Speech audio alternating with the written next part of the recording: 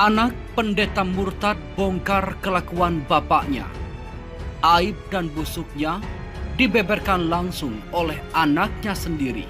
Ternyata dia suruhan orang ini.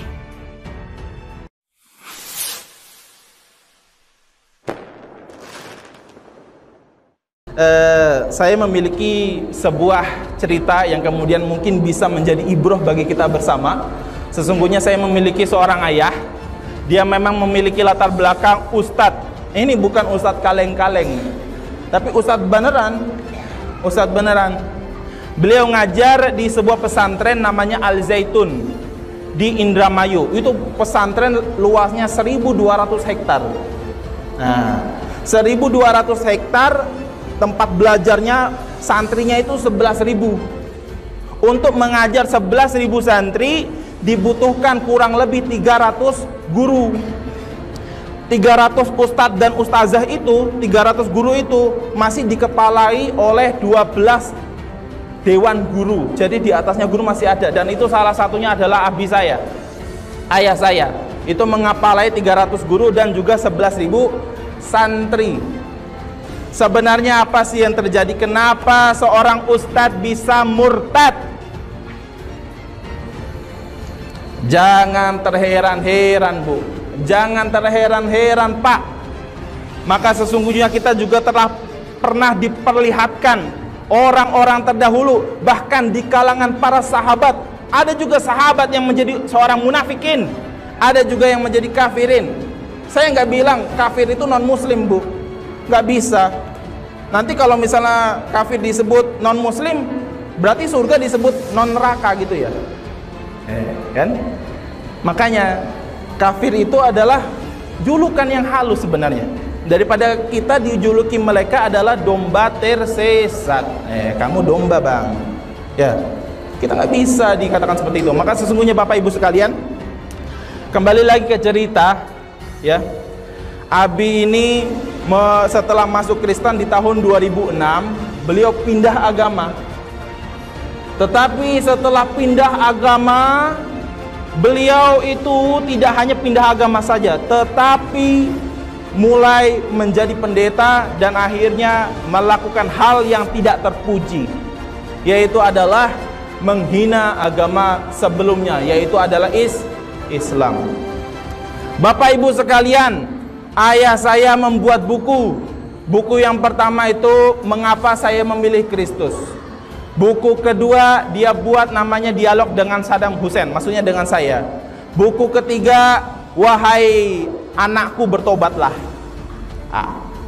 Ini buku beliau. Di halaman ke-30 semuanya isinya hancur semua. Mohon maaf, naudzubillah summa naudzubillah.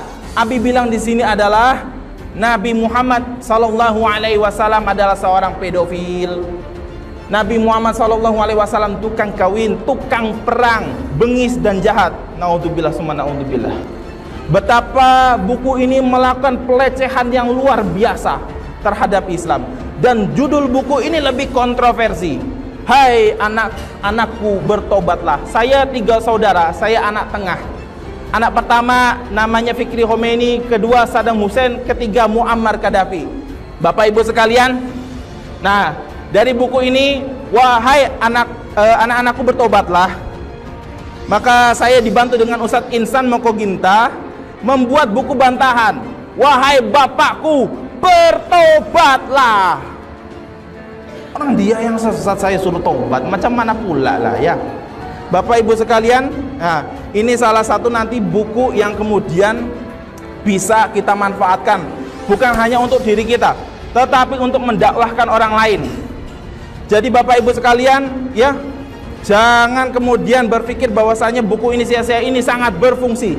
Saya berkali-kali dikader oleh Ustadz Insan Mokoginta dengan buku-bukunya. Saya punya teman yang non muslim, saya berikan buku ini, terkejut dia. Terkejut karena bisa jadi keimanan dia tergoncang. Akhirnya lewat buku ini, wasilah buku ini, mereka mau menerima agama Islam sebagai kepercayaannya. Takbir, Allahu Akbar. Assalamualaikum saudaraku Mas Saddam Hussein bin Abraham Moses atau Saifuddin Ibrahim. Apa kabar Anda hari ini? Waalaikumsalam warahmatullahi wabarakatuh. Alhamdulillah Dr. Lutfi sedang sehat. Alhamdulillah. Walafiah.